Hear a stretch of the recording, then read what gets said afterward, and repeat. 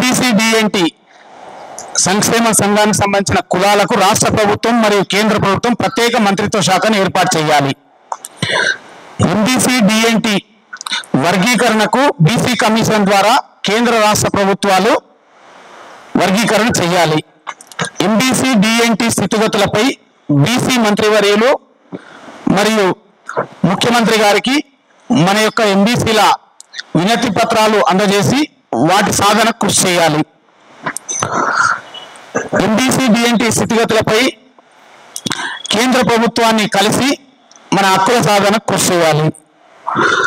Nominated ప్రభుత్వ MLC, అదేవిధంగా MP, corporation ఇతర పదవులకు ఎంబీసీలను డిఎన్టీలను అవకాశం కల్పించి నియమించాలి.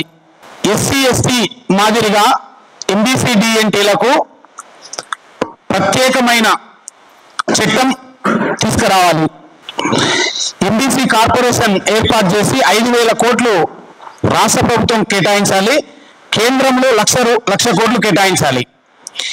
ఇవి మన యొక్క డిమాండ్లు. మీరందరికీ ఆమోదయోగ్యమైతే చప్పట్లతో ఆమోదం తెలపవలసిందిగా కోరుతున్నాం. ముఖ్యంగా ఈరోజు ఏంటంటే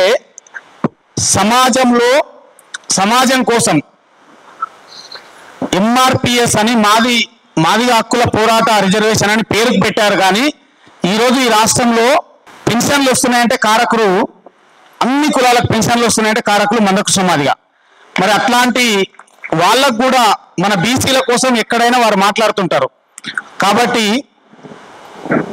ఎస్సీ వర్గీకరణ కోసం మనది ఏబిసిడి ఎట్లా ఉన్నాయో అదేవిధంగా మనం ఎంబీసీ ఎట్లా కావాలనుకుంటున్నామో, డిఎన్టీ ఎట్లా కావాలనుకుంటున్నామో అట్లనే ఎస్సీ వర్గీకరణ జరగాలని మనం మద్దతు ఇవ్వాలనే తీర్మానం కూడా ఈరోజు ఉంది.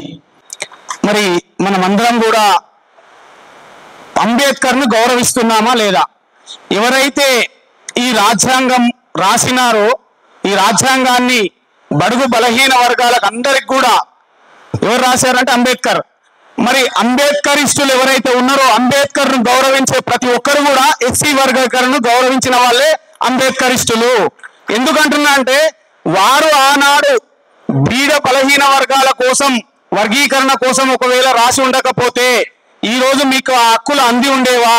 మరి ఈ రోజు మీరు హక్కులు అనుభవించుకుంటా మాకు మాత్రం హక్కు కావాలి ఇతరులకు వద్దు అనే రకంగా ఏదైతే ఉందో అది మీ వాదన ఏదైతే ఉందో అది అంబేద్కరిస్టు వాదన కాదు అనేది తెలియజేస్తున్నా.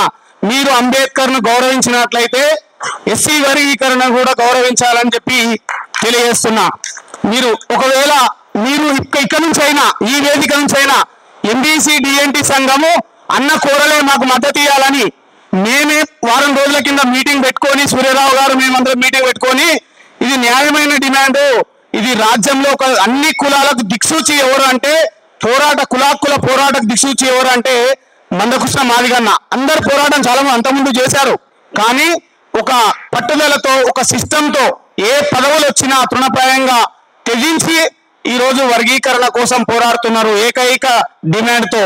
కాబట్టి మీరందరూ అంబేద్కరిస్టులైతే ఎస్సీ వర్గీకరణను తప్పకుండా ఆమోదించాలి అని చెప్పి ఈ ఎంబీసీ వేదిక మిమ్మల్ని కోరుచున్నది.